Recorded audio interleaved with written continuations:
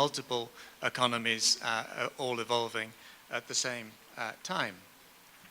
And the reason why the sustainability barrier is that if you go back to when I was born in the late 1940s, around the world, people were trying to drive, fly jets faster and faster. And as you know, they collided with this apparently solid object in the atmosphere.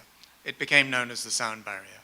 And for quite a long time, some years, people assumed that that was a physical barrier that you could not break. But over a period of time, some very brave people and some new technology broke through that barrier. And I think that's exactly where we are today with the sustainability barrier. I have to admit that despite Paulo's very excellent marketing for the book, when I started about 18 months ago to think about zero, and particularly people who were pushing towards zero carbon, or zero waste, or zero toxics, or zero poverty in some cases, I was nervous. I was nervous because the book seemed to be a very considerable stretch at that time. Most people were still very much in an incremental space, a style of thinking. And then something rather peculiar happened to us last year, which was that Greenpeace, as some of you will know, launched a campaign called Detox. And it was very specifically focused on the sportswear brands. So companies like Adidas, Nike, Puma, a Chinese sportswear brand called Li Ning, and retailers, C&A, H&M were two of those in Europe. And initially what Greenpeace wanted to happen did happen. They said to the sportswear brands, you're going to have to disclose the toxic discharges from your supply chains into countries like China. The sportswear brands were competitive. They started to compete. And each of them started to announce stretch targets. China, as a country, as a government, does not particularly like being told what to do by other people. So there was a gradual nervousness among these companies. Then they came together as a group, and they started to discuss what could they do, putting aside their competitive instincts, what could they do as an industry. And this was not just the manufacturers, as I say, it was the retailers as well, to drive this sort of process forward. And there was a great deal of nervousness among the companies about using the zero language. They felt that that was going too far. It would make things very uncomfortable for them. But interestingly, in the end, they adopted the zero language, and they went for they developed a roadmap which would take them as an industry to zero discharges of toxic chemicals, particularly in China, by the year 2020. Now, I don't think that they'll reach that. These problems are too big. But in very short order, having thought the subject of this book was too ambitious.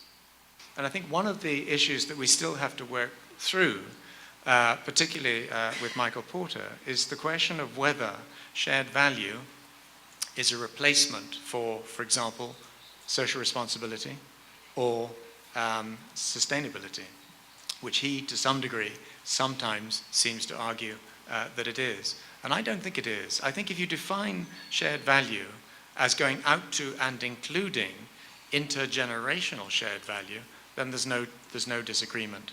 If you think about shared value as not simply win-win outcomes, but something that is a set of outcomes, positive outcomes, across multiple dimensions of value, again, no contest. But just to point out the second bullet point there, GlobeScan, the Canadian polling agency and sustainability, recently polled 1,400 CSR, sustainability, similar experts around the world. Very interesting. Just over 3/4 of those experts are now saying incremental change is useful, but it's not where we need to be. Increasingly, we have a transformative challenge. And the final bullet point is just simply an attempt to articulate what we see sustainability as being. We do not see it as being a conservative agenda. We see it as being about basically running down economic models and business models and technologies that we've inherited from the last 100 and 150 years and replacing them with fundamentally different ones. I think one of the really interesting things at the moment, certainly in parts of North America and increasingly in parts of Europe, is that young people no longer, to the degree that they once would have done, aspire to have a private motor car. They see it as amazingly cool and desirable. But I think the shared ownership is one of those emergent trajectories in capitalism which may turn out to be really exciting in the next couple of decades. In the middle, though, Ramesh Nam, some of you may never have heard of him. He helped to develop Internet Explorer, the software for that. He's now looking at solar photovoltaics, and he's come up with a theory which is a bit like Moore's law in terms of chip productivity and so on. And he's basically plotting the same sort of curve in solar photovoltaics. So in the earlier session with Ricardo and with Pavan, one of the questions asked was, do you think that we will get to solar, with solar energy replacing fossil fuels and so on, within 10 years? And I, like many of the people, 80% or so of the people in the room voted no. We didn't think that was going to come.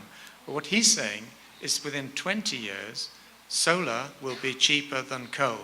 Now, if that happens, that is absolutely revolutionary.